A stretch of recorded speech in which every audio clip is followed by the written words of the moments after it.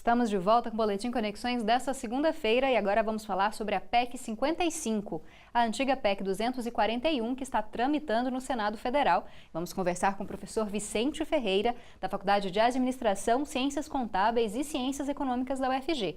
Ele que participou hoje de uma atividade de ocupação da FAS e por isso está aqui para conversar com a gente também. Boa noite, professor. Obrigada pela presença. Boa noite, Camila. Obrigado a vocês pelo espaço para falar desse tema tão importante. Professor, para começar, queria que o senhor falasse de forma objetiva quais são os principais pontos desse projeto que precisam ser destacados, que a população precisa conhecer.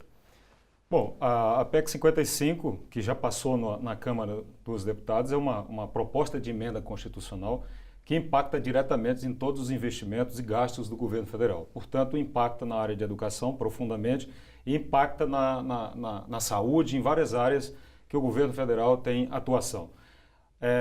Eu acho que a sociedade deve se preocupar, nós, enquanto professores, alunos da universidade, devemos nos preocupar com essa proposta de emenda constitucional. Por quê? Primeiro porque é uma emenda constitucional, muda a Constituição brasileira e muda por 20 anos.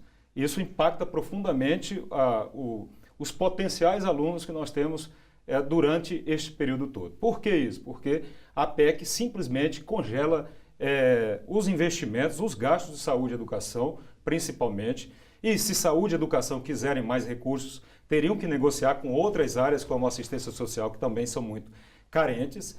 E a preocupação é porque, num período de 20 anos no Brasil, com a população, com a juventude ainda, com uma faixa de jovens ainda em crescimento, de acordo com dados do IBGE, nós sabemos que a demanda por educação vão aumentar, as demandas por educação vão aumentar.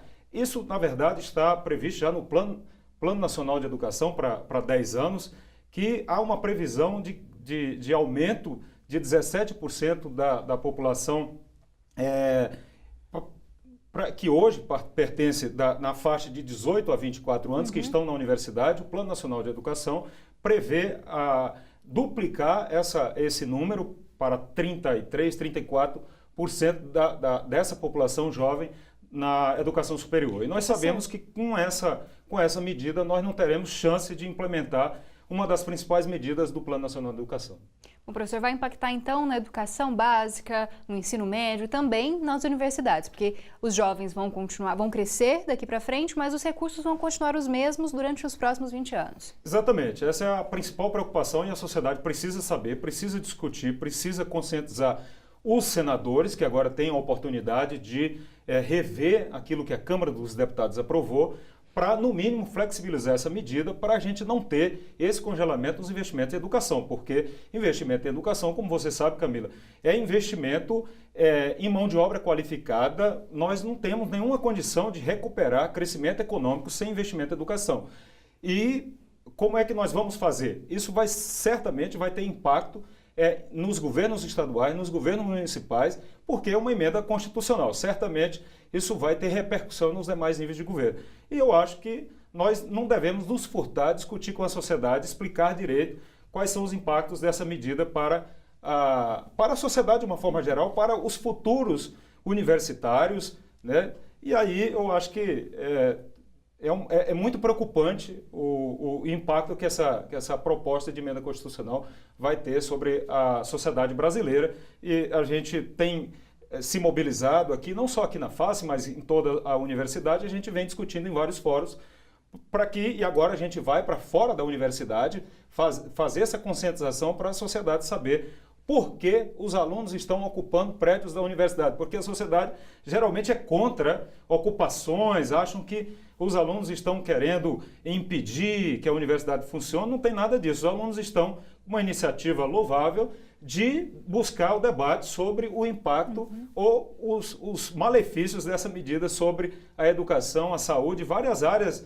de investimento do governo federal. Professor, se essa medida passar agora no Senado, ela pode inviabilizar dentro dos próximos anos, por exemplo, a continuação do SUS, a continuação de uma universidade pública como a gente tem hoje para um grande número de estudantes? Isso pode ser inviável, já que os gastos não vão aumentar? Se pegarmos o exemplo do Reúne, que ampliou investimentos em educação nos últimos 10 anos, né? Tem aumentado os investimentos em educação, tem ampliado tem aberto campi, né, no interior do estado de Goiás. No interior do Brasil são várias unidades novas de universidades e essas serão as mais prejudicadas porque não terão condições de fazer investimentos em infraestruturas, em laboratórios. Na verdade, se você congela o investimento em educação, nós não teremos nenhuma condição de melhorar a educação, de investir e permitir que novos alunos venham para a universidade. Professor, para finalizar, de forma bem rapidinho, nosso tempo já está estourado, o que você acredita que possa ser feito para diminuir os gastos públicos, que é uma das justificativas para essa PEC, para reduzir esse rombo dos gastos públicos, mas que não afete assim de forma tão drástica a população? Tem várias medidas que o governo federal poderia tomar, como, por exemplo, taxar grandes fortunas, buscar novas formas de renegociação da dívida pública, que, se a população não sabe, a principal conta do orçamento público da União é a conta de juros e amortização da dívida, que gastou o ano passado 400 bilhões. Então nós entendemos, nós que estamos discutindo esse assunto, entendemos que a principal conta que deveria ser atacada no orçamento público da União para diminuir o desequilíbrio das contas, que vem ocorrendo a partir de 3 anos só, a dívida pública brasileira não é nada inadministrável, então o governo tem outras medidas e poderia atacar principalmente várias frentes, repensar toda a estrutura de tributação no Brasil, que é muito injusta, a população paga muito imposto, mas o imposto no Brasil é cobrado mais sobre o consumo, e isso é a população mais pobre que paga mais imposto no Brasil. Então, repensar a estrutura de tributação, a redistribuição dos recursos dessa tributação entre estados e municípios, poderia evitar danos maiores em investimentos em saúde.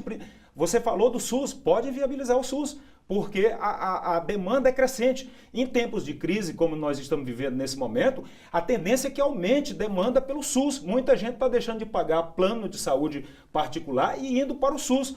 Se aumenta essa demanda, como é que nós vamos manter um bom atendimento, sendo que nós estamos congelando os investimentos em saúde e educação principalmente? Infelizmente, nosso tempo acabou. Professor, a gente com certeza vai continuar falando sobre isso e vai convidá-lo novamente a participar com a gente, mas agradeço desde já a sua presença. Agradecemos a você, Camila, a UFG, pela oportunidade e esperamos que a sociedade se interesse por esse tema que diz respeito ao seu futuro. Muito obrigado. Obrigada, professor.